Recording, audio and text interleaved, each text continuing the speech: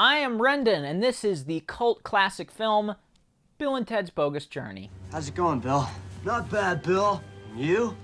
Bad. Bill and Ted's Bogus Journey is the sequel to the beloved and acclaimed Bill and Ted's Excellent Adventure, a film that came out right around the time of Back to the Future and saw maybe not similar success, but similar adoration. A lot of people love Bill and Ted's Excellent Adventure. I really like Bill and Ted's Excellent Adventure, but I think I like Bogus Journey more.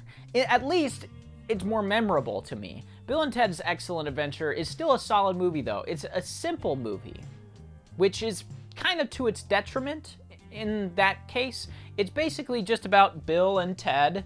I don't really know what their names are specifically. I think Keanu Reevs is Ted and Alex Winter's Bill, but it doesn't really matter. They're essentially the same character. They even have moments where they're like finishing each other's sentences and doing almost identical things, so it doesn't really matter. But Bill and Ted, they go on a scavenger hunt for historical figures for a history exam, an oral exam that they want to pass by getting historical figures to show up and talk about themselves. And that's the premise of the movie. It's a solid premise. It's a fun movie. They just go to different ages and time and collect different historical figures. And that's the whole movie. Thank you very much, Sigmund Freud. Nah, just got a minor Oedipal complex.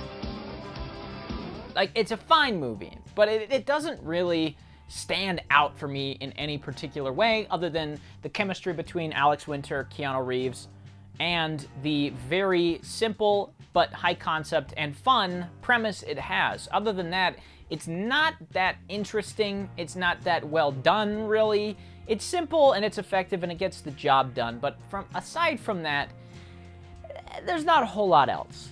However, Bill and Ted's Bogus Journey takes everything that Excellent Adventure did and elevates it with creativity and genuinely good filmmaking. I mean, there are many moments in this where the creativity of the movie completely takes over the simple premise and the simple characters and makes for a really entertaining film that I can't get enough of. Every time I watch it, I have a blast.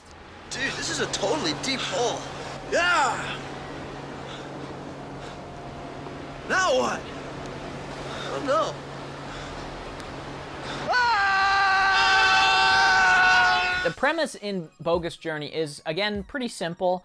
It is about a Bill and Ted robots that come back in time and kill Bill and Ted. They're called the evil Bill and Ted, the evil us's.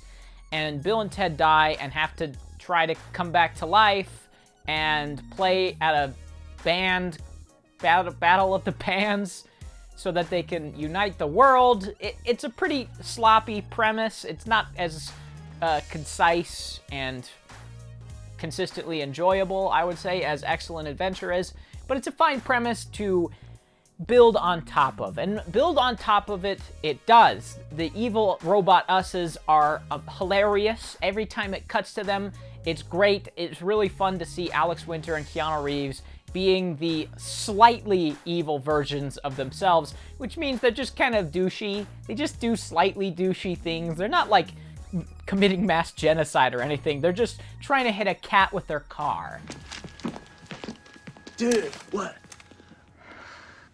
I got a full-on robot chubby. And then there are other little details in this I really enjoy as well. Alex Winter and Keanu Reeves, again, kind of steal the show as Bill and Ted, but I also love the minor characters they run into, like Death becomes a major character in this movie and kind of tries to be Bill and Ted's best friend. He keeps saying little things that's like, hey, I'm pretty cool too, right? So I just really love all of the little details in this. But if we take this act by act by act, there are two acts in this movie that I feel are a little weak, and one that I think is legitimately amazing, and that is the second act. The second act of this movie is incredible. It is hilarious. Every minute of screen time in this second act is like perfection as far as a stupid comedy from the 80s goes. It is like a perfect comedy. But we'll start at the first act, which is weak. admittedly, but not bad. It's definitely better than the third act, which is the weakest, sloppiest, kind of dumbest part of this movie, which is, I say lightly because dumb is sort of the point, but we'll talk about that soon. The first act, it does a good job of setting everything up that it needed to. The Battle of the Bands, the evil robot Us's, Bill and Ted being dead. It sets up everything it needs to. It introduces a villain, what is it, Dormammulas? Gorgobelgus? I am the Normulus. Gorgobelgus? I am the Normulus. Gorgobelgus? Whoever, whatever. He has very little to do in the movie, which is kind of curious why he was in the movie in the first place. You could have just made the robot Us's the villains, but whatever, it's fine. They have a Darth Vader type villain. The rest of it is just like kind of, whatever. They do this, they do that, they do this other thing, and then they die. It's a fine act, it's nothing special, but the second act is amazing. Bill and Ted go to heaven and hell. They interact with death. They beat him in competitive Battleship, Twister, and Clue to get back to the spirit world. Our hit. You have sunk my battleship. Excellent!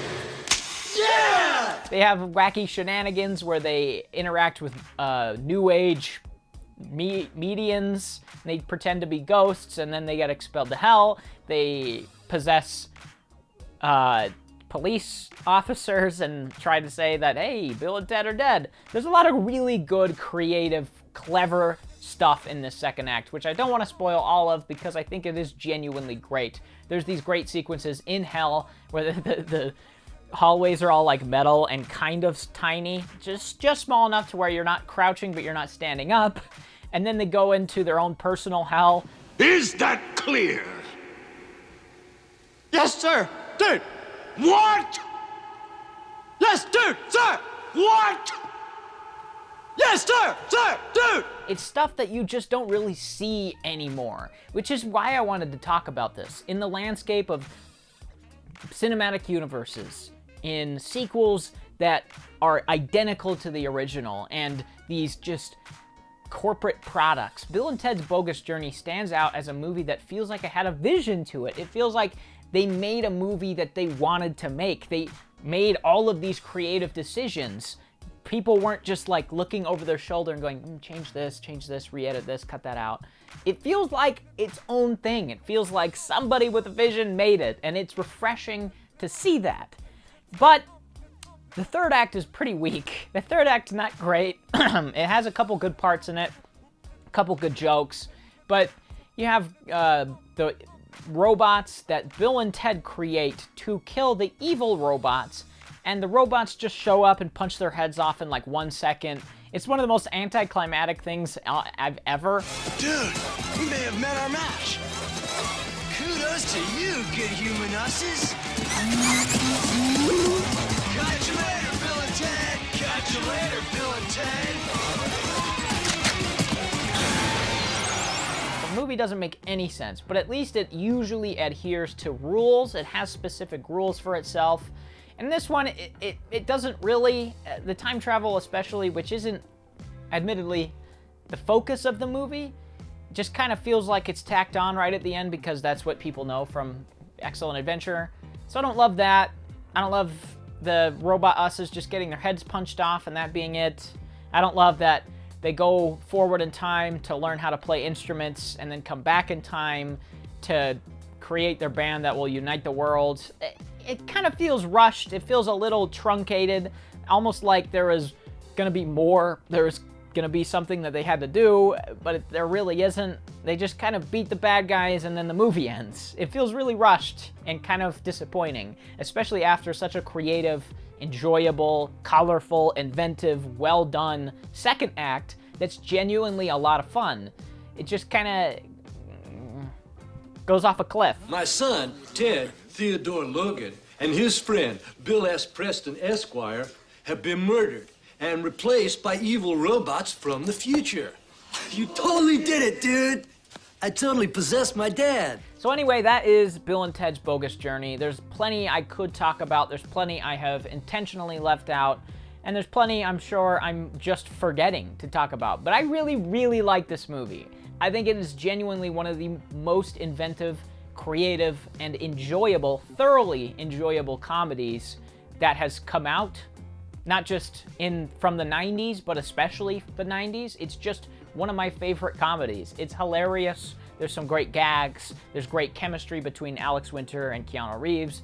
There's good side characters, Station, Death, plenty of others, Robot Us's. There's a lot of good little creative moments that maybe don't fit in narratively to the story, but they're just fun. Just fun moments, like when Keanu Reeves possesses a police officer, which I think is his dad, and then the guy pretends to be Keanu Reeves, and it's great. So there's a lot of good stuff in here. If you haven't seen Bill and Ted's Bogus Journey, I would highly recommend you do. It's one that I didn't watch for a long time. I watched Bill and Ted's Excellent Adventure forever ago, but I never watched this because it doesn't get talked about that much. I don't hear a lot about this movie, so I always assumed it was because it wasn't very good or it wasn't worth your time, and then I watched it and said, wait a minute, why would I ever watch Excellent Adventure again? And now I'm here. So check it out!